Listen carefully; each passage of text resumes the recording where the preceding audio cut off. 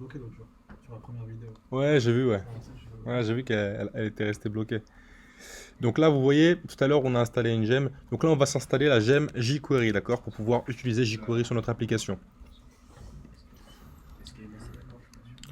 Qu'on aime ou qu'on n'aime pas, on s'en fout. Là, c'est juste pour écrire le JavaScript de manière raccourcie. Donc là, on va simplement installer la gemme de jQuery. Donc elle s'appelle jQuery-raise. Donc là, je vais sur la gemme de jQuery. Donc voilà, pour installer jQuery, il suffit de copier la ligne suivante, donc jQuery-raise, et l'ajouter à l'autre gem file, d'accord? Donc là, on va dans gem file, et à la fin, juste après Stripe, on vient rajouter jQuery-raise, d'accord? Comme on vient d'ajouter une gem au gem file, on lance la commande bundle install, d'accord? Donc je quitte mon serveur, je lance bundle install. Et une fois que c'est fait, je relance mon serveur avec la commande raise espace s ou raise espace serveur. Donc là ensuite on me dit quoi? On me dit que pour pouvoir utiliser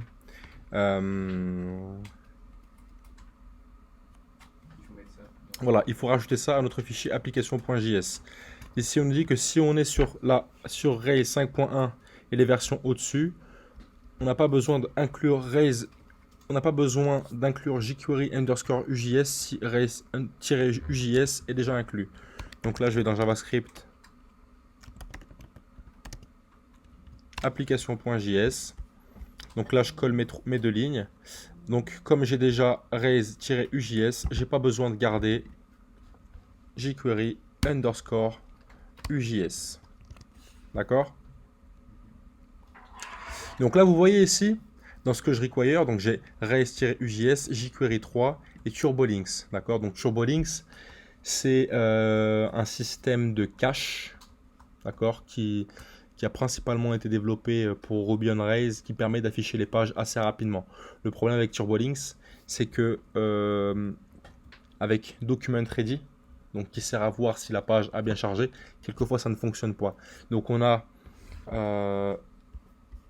cette ligne-là qui est propre au chargement de la page et au fait que TurboLinks ait bien été loadé complètement. D'accord? Donc ici, plutôt que de mettre un document ready function, etc., on met un document et l'événement qu'on va surveiller, c'est TurboLinks 2.load. D'accord? Donc on surveille bien que cet événement-là ait eu lieu avant de lancer le code suivant. Donc qu'est-ce qui fait le code suivant? Donc ce dont je vous avais parlé tout à l'heure, c'était le fait d'appeler un fichier JS pour chaque action qu'on allait appeler. D'accord? L'idée, c'est que par exemple, pour products, le contrôleur products, et pour l'action index, on ait le fichier index.js contenu dans notre dossier products qui soit appelé. Donc là, ici, vous voyez, dans mon dossier JavaScript, j'ai bien un dossier products avec un fichier index.js parce que je l'ai créé. D'accord? L'idée là, c'est de l'appeler uniquement quand je suis sur l'action index de mon contrôleur products. D'accord? C'est clair pour vous? Donc qu'est-ce que j'ai fait? Là, on va se rendre dans notre layout, d'accord? Donc dans le fichier application.html.erb. Ici, vous voyez que mon body, ma balise body, je l'ai alimenté avec data action, data controller. Donc si je fais ça ici, c'est pour pouvoir récupérer le nom de l'action courante au sein de mes fichiers JS. Donc en allant récupérer la valeur de la data de mon élément et le nom du contrôleur courant. D'accord?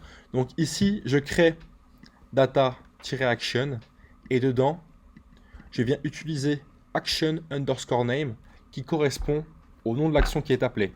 Donc ça, si vous voulez, c'est ce qu'on appelle un helper. Un helper, c'est une méthode qui est accessible depuis la vue. D'accord? Ça là, si vous voulez, action name, ce que ça retourne, c'est le nom de l'action courante. D'accord? Donc ça, c'est déjà par défaut dans Ruby on Rails. Vous n'avez pas à créer cette méthode-là. Elle est déjà accessible au sein de votre vue. D'accord? Donc ça, le action underscore name, je le contiens dans data-action. D'accord? C'est un attribut de mon élément body. D'accord? Si je le mets ici, c'est pour que, au sein de toutes mes vues, je puisse récupérer le contrôleur courant et l'action courante. D'accord? Donc là, je le fais pour l'action. Et ici, je le fais pour le contrôleur. Donc pour que ce soit un peu plus logique et plus lisible, je vais d'abord mettre le contrôleur et ensuite l'action. Ça n'a aucune incidence, c'est simplement pour que vous puissiez mieux le visualiser. D'accord? Donc là, qu'est-ce qui se passe? En faisant ça, là, je load ma page. Si je fais inspecter, je vais dans éléments. Ici, je vois que j'ai data-contrôleur products, data-action avec la valeur index. D'accord? Ça me permet de faire quoi? Tu as récupéré où ce code-là? Pardon? Ce code-là, tu as récupéré où? Ça, c'est moi qui l'ai fait. Je l'ai fait pendant que l'autre vidéo elle est chargée sur Internet. Je vous le mettrai de toute façon sur le GitHub après. D'accord? Donc là, vous voyez ce que j'ai fait ici, là. Ça me permet, depuis mon fichier JS, d'aller récupérer l'attribut data-contrôleur, de récupérer sa valeur et de faire de même pour data-action. D'accord? Donc là, je vais vous montrer rapidement pour que vous puissiez comprendre pourquoi est-ce que ça a un intérêt. Là, je vais aller dans mon fichier index.js qui est contenu dans le dossier products. Ici, vous voyez app.products. Donc là, vous devinez que pour initialiser ma fonction init, il faut que j'appelle app.products.index.init. D'accord? Rappelez-vous que tous les fichiers sont loadés par défaut. Donc là, on retourne dans mon fichier application.js. Ici, je récupère mon contrôleur courant en récupérant la valeur qui est passée dans data-contrôleur. Donc la méthode data, elle permet de récupérer la valeur d'un attribut qui commence par data. Et là, ici, on vise contrôleur. Donc là, ça va permettre de récupérer l'attribut data-contrôleur. On fait la même chose pour l'action. D'accord? Donc dans contrôleur et dans action, là, ici, on a products puis index. Et ensuite, le code suivant, il va nous permettre d'appeler, donc app. Ici, on passe le nom du contrôleur, donc qui est contenu dans le contrôleur ici. Ici, on passe l'action et on appelle la fonction init. D'accord?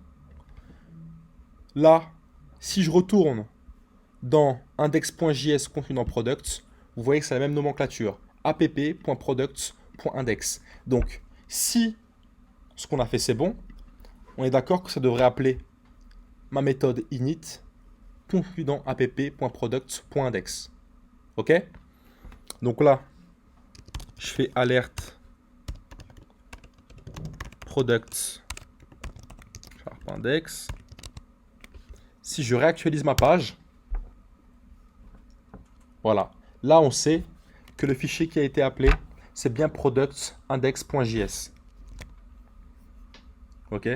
Puisque je l'ai mis dans alerte ici. Rappelez-vous ce qu'on s'est dit tout à l'heure. Ici, le require tree, il va venir loader tous les fichiers.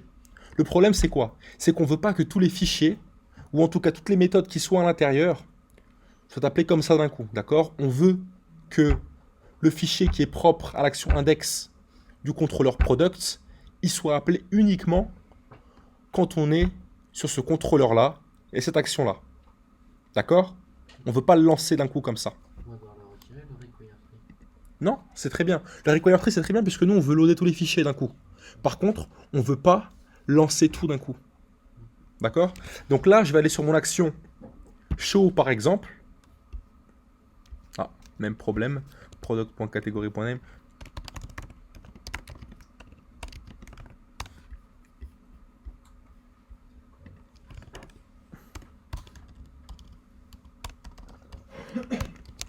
Problème parce qu'il n'y a pas de catégorie. Ok. Là, je suis sur show. L'action show de mon contrôleur products. Index.js n'est pas appelé. Par contre, si je crée un fichier show.js, est-ce que là, il va l'appeler? Non, il va pas l'appeler. Il est pas dans mon dossier. Parce qu'il n'est pas dans le bon fichier. Là, il s'appelle show.js, en effet. En revanche, l'action, c'est index. Là, si je place show, ça va bien fonctionner. D'accord? Là, je vais retourner dans mon index.js. Si je mets un alerte ici, est-ce que ça va être appelé à votre avis? Oui ou non? Est-ce qu'on va le voir, le alerte de test, sur mon action show là? Oui ou non? Non. Si, on va le voir. Ah, ça c'est global. Parce que là, dans un contexte global, d'accord? dans le contexte global. En revanche, si on le met ici, ce sera que l'index qui l'affichera, c'est ça. Donc là, si je vais sur l'index, je récupère bien mes deux alertes. Ok? Donc ça, en fait, ça va vous permettre, voilà, d'appeler un fichier JS par action. D'accord? Bien sûr, vous pouvez avoir un contexte plus global si vous voulez appliquer un script JavaScript à l'ensemble de vos pages. D'accord? Donc là, vous devrez le faire dans application.js. Donc imaginons que vous souhaitiez afficher un alerte sur toutes vos pages. Vous aurez simplement à le mettre ici. Donc là, que je sois dans Edit, j'aurai l'alerte. D'accord? Si je vais dans Show, j'aurai l'alerte. D'accord? Et si je retourne sur l'index, j'aurai l'alerte. D'accord?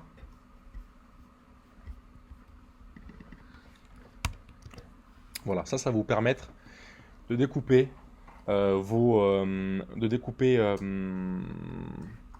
de répartir voilà, vos fichiers JS au sein de votre application. Ça va vous éviter d'avoir un fichier JS de 500 lignes. Là, au moins, dans Products, show.js, vous aurez le JavaScript qui est propre à cette action-là, dans index pareil, etc. etc. D'accord? Donc là, ça va potentiellement vous permettre d'uniquement inclure Stripe dans le fichier JS qui est lié à l'action du paiement.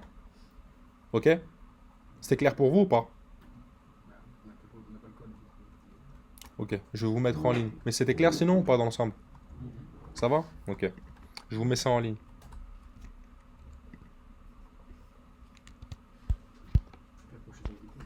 De quoi? Ouais, je vais le pusher sur GitHub là. Donc ça, le namespace, on s'en fout, puisque là, on l'utilise pas. Donc là, ici, vous l'aurez bien compris. Là, la type of app controller est égal object. Donc là, on vient checker que l'objet, il existe bien. S'il n'existe pas, on ne va pas appeler. Si le fichier .js associé à l'action n'existe pas, on va pas l'appeler. Et là, pareil, on refait un deuxième check. Si c'est bien un objet app controller action, donc si, imaginons que ce soit app product puis index, c'est bien un objet, alors on va appeler l'action init de cet objet-là, d'accord? Et après, bien sûr, vous pouvez créer autant de méthodes que vous voulez. Vous pouvez très bien créer une méthode coucou, d'accord?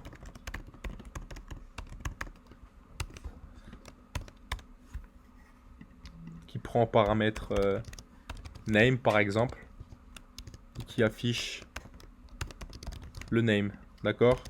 Là, si je fais un self.coucou de Emmanuel, ça va appeler ma méthode coucou. Products index. Ah non, c'est dans le show, pardon. Donc là, je show.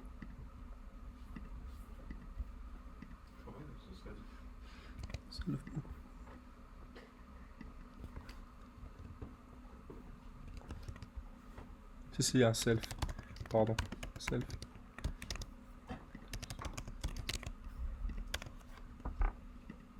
Voilà.